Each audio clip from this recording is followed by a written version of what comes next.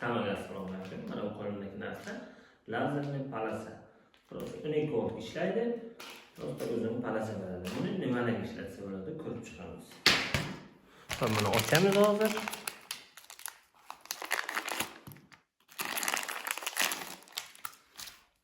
Ochganimizdan keyin lazerni o'zi krepleni qotiradigan. Buni hozir ishlatib ko'ramiz. Shu yerda o'ziga bor batareya 12 volt. Mana ulaganimizdan keyin mana shunaqa palasa berib yonadi mana. Yana buni nimaga ishlatishni ko'rib chiqamiz. Birinchi joyi mashinaning orqasiga kamerani o'rniga o'rnatamiz. Xuddi mana shunaqa qilib, tormoz bosgan vaqtimiz mana shunaqa palasa bo'ladi. Hozir svit yoniq turibdi, shu uchun sal xiraroq. Agar svit o'chgan bo'lsa, qorong'uga juda ham ro'shan ko'rsatadi. Ko'zni olishga kiradigan bo'lsak, praktik вообще ko'zni olmaydi.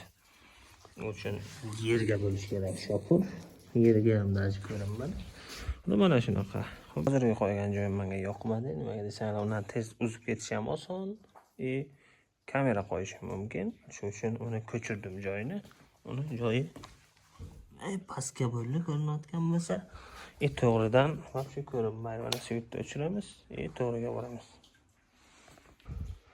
Mashinaning arkasidan hech narsa ko'rinmaydi. Ko'rinayotgan bo'lsa, вообще.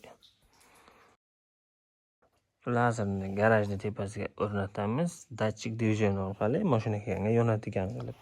Keyin shu lazer nuri torpedaga tushganda, shtobi to'xtashlik deb bildiradi.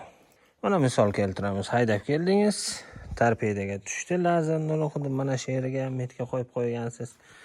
Oldiga kelib qaraysiz, garajda ham oldiga yetib keldingiz. Xuddi mana shunday foydali narsaga ham ishlatsa bo'ladi oddiy lazerni.